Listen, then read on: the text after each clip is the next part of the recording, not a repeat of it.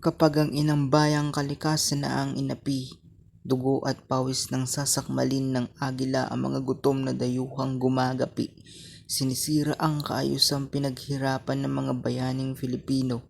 Mas tumitinding tindig na hidwaan ng sa dagat kanlurang Pilipinas ay nabubuo. Lumilipas ang araw at minuto, mga girian sa teritoryo mas tumatagal sa pamamagitan ng aking panulat at salita. Paglalabang kita, Pilipinas kong mahal, dahil mas magandang mamatay ng may dangal sa digmaan kaysa hayaan na lamang nating sakupin ng dayuhan ng ating inang bayang Katagalugan. Sa paglipas ng taon, sa pag-alpas at pagsiklab ng pusong makabayan, hindi man kita kayang ipaglaban gamit ang baril, gagawin kong paraan ng sining para iparating ang boses ng sambayanan at mamamayang Pilipinas.